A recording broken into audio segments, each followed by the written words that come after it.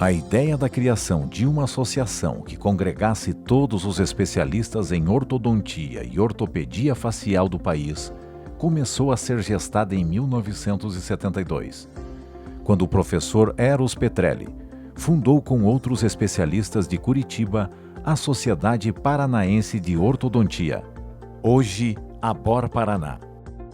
A ortodontia, a especialidade da ortodontia, ela sempre foi muito unida.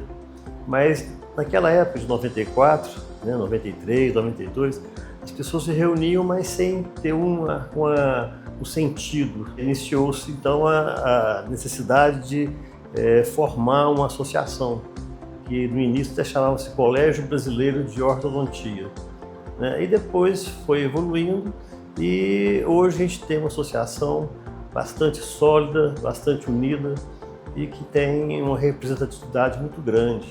E ela estava recém-criada, sob a presidência do Dr. Eros Petrelli, e eu me lembro que tudo era muito difícil naquela época, porque havia muitos interesses em jogo, inclusive econômicos, e a ABOR ela veio lutar pelo ortodontista e às vezes contra os interesses desses grandes grupos financeiros, na área de educação, na área de saúde. Eu digo muito que a ABOR parece uma coxa, foi formada como uma coxa de retalhos, onde a gente já tinha entidades espalhadas pelo Brasil e que precisavam de ter uma entidade maior, uma entidade que fosse aglutinar essas diversas entidades estaduais que já existiam.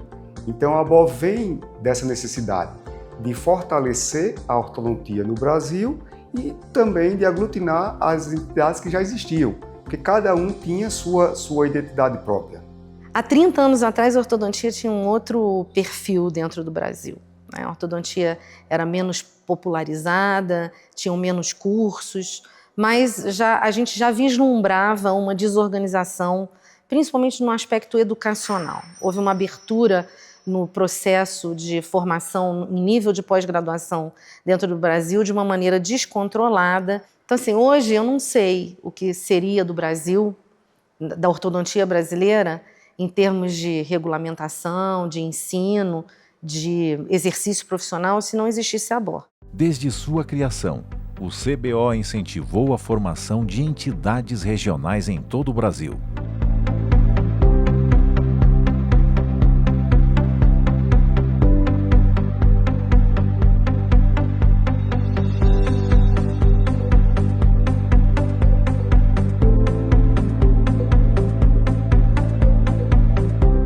Diversos interesses estavam em jogo, especialmente na educação e na saúde. A carga horária da maioria dos cursos de especialização em ortodontia era insuficiente. Esses cursos visavam muito ganhar dinheiro, não visavam uma formação, uma formação adequada. Uma situação que a gente criou foi melhorar a carga horária desses cursos. Então tinha curso que tinha carga horária de 300 horas, 400 horas, e, na verdade, isso não supria nunca a necessidade de um aluno se formar e ter um bom conteúdo. A instituição liderou então uma grande batalha pela implantação da carga horária mínima de 2.000 horas aula, o que foi alcançado em 2012. Tivemos então a aprovação pelo Conselho Federal de Odontologia como entidade de classe representativa de ortodontia e ortopedia facial em nível nacional. Às vezes eu penso que agora nós somos organizados, nós temos representatividade e isso tudo foi devido a esse embrião, esse começo, essas primeiras reuniões daquelas pessoas que iniciaram, há 30 anos atrás a ABOR. Isso realmente é de um valor inestimável. Ganhamos espaço na World Federation of Orthodontists, passando a representar a especialidade brasileira no cenário mundial. Para que a entidade tivesse um nome alinhado e mais significativo em esfera internacional, em 1997, o CBO passou a se denominar Associação Brasileira de Ortodontia e Ortopedia Facial. O acréscimo do termo ortopedia facial, questão há tempos defendida por Eros Petrelli, visou manter a unidade da especialização.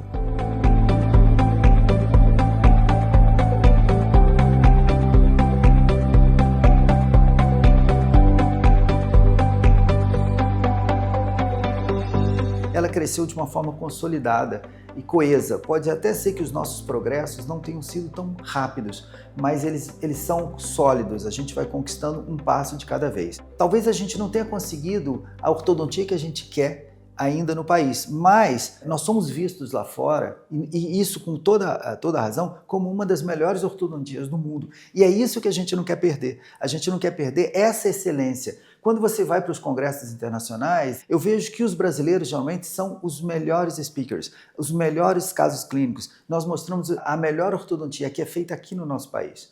E isso, de uma certa forma, é fruto dessa organização que nós temos, da excelência dos nossos cursos de pós-graduação, que é um dos valores pelos quais a BOR mais luta. Em 1994, os pioneiros da ABOR viram a necessidade da criação de um exame de eficiência dos especialistas, nos moldes do American Board, da Associação Americana de Ortodontia. O board foi criado na ABOR, nas reuniões nas assembleias da Associação Brasileira de Ortodontia. E o board teve o primeiro exame dele em 2004. Né? E aí se criou, né, um filtro maior dentro da própria ABOR de profissionais, né, que se interessam em ser diplomado pelo board. O que significa isso? É aquele profissional que vai mostrar, né, de uma maneira muito aberta, muito corajosa, trabalhos dele para uma equipe que vai fiscalizar aquilo, né, e dar para ele, né, um certificado, dar uma nota. Ele tem uma função bastante importante assim, para a sociedade, no intuito de fazer com que os profissionais eles cada vez se qualifiquem mais, eles se especializem mais, melhorem sua performance na clínica para que ele possa então devolver isso para a sociedade. Um aprovado pelo Board Brasileiro de Ortodontia, ele tem plena qualificação aí para fazer um bom atendimento aí para os pacientes aí, de uma forma geral. Para o clínico da ortodontia, é o principal certificado que ele tem. Né? Por exemplo, eu tenho mestrado, eu tenho isso, tenho aquilo, mas a coisa que eu mais acho importante é o meu certificado do board. Uma das realizações mais expressivas da ABOR são os congressos que acontecem a cada 2 anos. É o momento da atualização científica, da ampliação de conhecimentos e da confraternização. Os próprios congressos que a ABOR organiza, né, que são os congressos da ABOR, que organiza de 2 em 2 anos, vem num crescer. Hoje os nossos congressos são muito respeitados. Todo esse esforço e dedicação deram resultados. Hoje, a ortodontia brasileira é uma referência no mundo. A ortodontia brasileira, ela é respeitada no mundo todo, tanto na parte dos tratamentos ortodônticos dos nossos consultórios, quanto da nossa produção acadêmica, né? Ela tem respeito no mundo inteiro. A ABOR é super respeitada frente ao mundo. Na verdade, a nossa odontologia é muito respeitada para o mundo, mas a ABOR é muito respeitada pelo mundo. E assim, o trabalho que vem desenvolvendo, a gente vê como a ABOR ela é grande, como ela é pulsante, quando você compara, por exemplo, os nossos eventos, os nossos congressos. A gente vai para congressos na América Latina, por exemplo, congressos de entidades que são muito mais antigas do que a ABOR, e a gente vê a grande representatividade que a ABOR tem dentro do seu próprio país e no mundo. Nós, no Brasil, somos o segundo maior produtor de ciência na área de ortodontia e diria com muito orgulho que produzimos os melhores resultados clínicos que eu vejo nas minhas visitas aí em outros países. O passado da ABOR está cheio de conquistas, mas eis que chega um presente repleto de desafios. Entre eles, a relação entre a prática da ortodontia e as novas tecnologias.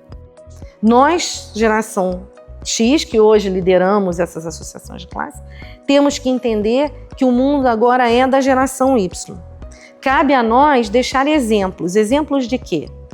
do que é um resultado ideal de tratamento, do que é o cuidado com o próximo, como que isso vai ser feito, se vai ser feito com computador, com plástico, com fio, com inteligência artificial, isso não interessa. O que interessa é que o resultado final seja o mesmo que a gente entregava antes de ter toda essa tecnologia envolvida. Eu acho que essa é a conversa que precisa ser feita, precisa ser fortalecida e, pelo menos eu tenho tentado fazer isso ao longo da minha trajetória. Foram 3 décadas de conquistas gigantes. Mas o que esperar do futuro? Nós pensamos numa BOR que seja forte, né? Que seja respeitada, que congregue profissionais, que congregue empresas de produtos ortodônticos sérias, né? E que possam prestar um bom serviço à população brasileira. A BOR pode ajudar muito no futuro da ortodontia, principalmente dentro de uma realidade de mercado que a gente está vivendo hoje em dia, que é o tratamento com os alinhadores, por exemplo, que quer dizer que a ortodontia é muito fácil, e a ortodontia não é muito fácil, a ortodontia é complexa. É imprescindível que a gente continue cada vez mais forte e que essas novas gerações elas tenham interesse em participar, porque é o futuro delas que está em jogo, né? Nós estamos já, vamos dizer assim, com a nossa carreira, já daqui a alguns anos estamos nos retirando do mercado. E esses jovens, como é que eles vão ficar daqui 30, 40 anos? Então eles têm que trabalhar em prol dessa organização para que essa organização ela possa ajudá-los no futuro em suas carreiras. Penso em cada vez mais desenvolver também a indústria nacional, ajudar que a BOR tenha esse trabalho também de auxiliar no desenvolvimento das tecnologias, inovações, mas entendendo que o ortodontista ele está no centro desse conjunto. O ortodontista ele é o responsável pelo diagnóstico, pela estruturação do plano de tratamento, pela finalização do tratamento, pelo acompanhamento desse paciente em médio e longo prazo. Ele é o responsável por todo o processo. Ele não pode ser substituído e de maneira nenhuma por nenhuma tecnologia que possa acontecer. As tecnologias são extremamente importantes, nós estamos realmente tirando grandes vantagens, o paciente tem grandes vantagens, a profissão tem grandes vantagens com as inovações tecnológicas, mas isso não substitui o atendimento clínico do ortodontista.